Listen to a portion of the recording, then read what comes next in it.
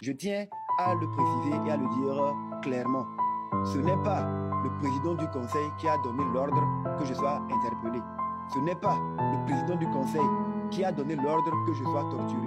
Ce sont des élus. On ne peut pas être dépositaire du pouvoir public, être censé être un rempart pour les faibles et se servir de son pouvoir pour brimer les faibles en disant on va le faire et rien ne se passera.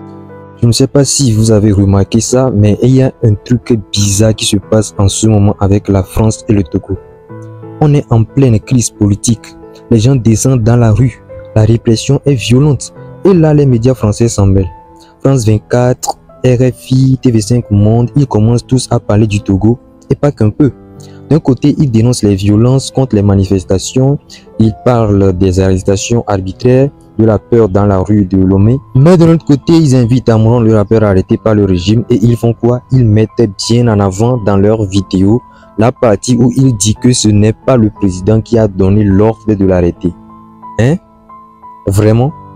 Pourquoi insister là-dessus? C'est là que je me suis dit, attends, qu'est-ce que la France veut au juste au Togo?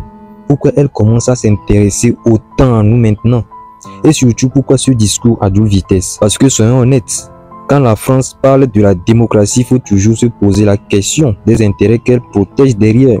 Et justement, le Togo, c'est plus qu'un pays africain à leurs yeux. C'est un point stratégique, un accès direct à la mer, une zone stable dans une région qui s'enflamme. Et surtout, un régime qui jusque-là était docile, obéissant, silencieux. Un bon élève de la France-Afrique, comme on dit. Mais depuis quelques mois, les lignes bougent, le peuple gronde, il n'a plus peur. Il ose dire non. Il ose sortir dans la rue. Il ose rêver d'un grand changement réel. Et ça fait peur à certains, à Paris comme ailleurs. Parce que si le Togo bascule, si le peuple prend le dessus, c'est un signal fort pour toute la région, pour le Bénin, pour la Côte d'Ivoire, pour le Cameroun. C'est la preuve qu'un peuple peut reprendre son destin en main, même après des décennies de dictature. Et la France, elle regarde ça avec inquiétude.